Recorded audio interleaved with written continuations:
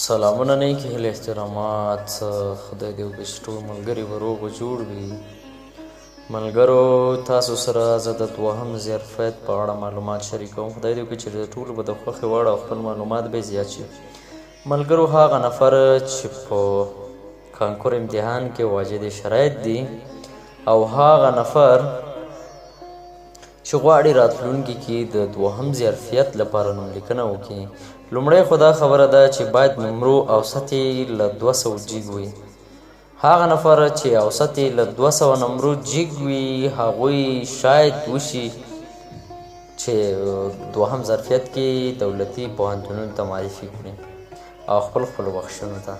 او بل هغه نفر چې نمرې له 160 نه پورته دي هغه هم کیدای شي زیات چانس ولري چې معرفي شي پوهنتونونو ته، خو هغه ښوونځیو ته چې هغوی ظرفیت څومره ظرفیت یې زیات وي بیا زیاتو نفرو ته ضرورت ولري او نو کولی شي کم نفر چې نمرې کمې دي او هلته اوسط نمرو ته کمو ته ضرورت وي نو هغو ته معرفي کېږي. او بله خبره د هغه نفرو ده چې ځینې نفر وایي چې څنګه نوملیکنه کېږي، څنګه باید موږ نوملیکنه وکړو.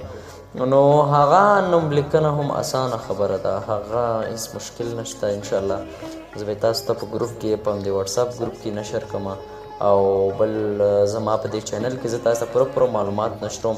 تاسو ته به زه انشاءالله د لینک هم شیر کوم او بل په دغه ویډیو کې به زه تاسو ته ټول هغه طریقې وښایم او په راتلونکي کې به د لینک دپاره د نوملیکنې ټول معلومات زه تاسو سره شریک کوم او مشکل نشته انشاءالله. نو تاسو کولی شئ زما دغه چینل تاسو ټول سره سبسکرایب کړئ او له دغه چینل نه زه تاسو ته پوره معلومات در کوم. بل کوم مؤسسات چې د وړیا زده کړو لپاره لینکونه شیر کوي، مثال لینکونه دي او ثبتنامونه دي، نو زه به تاسو ته هغه هم دلته در شیر به کوم درته او درته بیرته معلومات پوره در کوم د هر یو مؤسساتو چې کوم یو د زده کړو لپاره د فری زده کړو لپاره کوم شرایطونه یا کوم لینکونه شیر کول، کوم نوملیکنې وي زه به یې تاسو ته شیر کوم انشاءالله.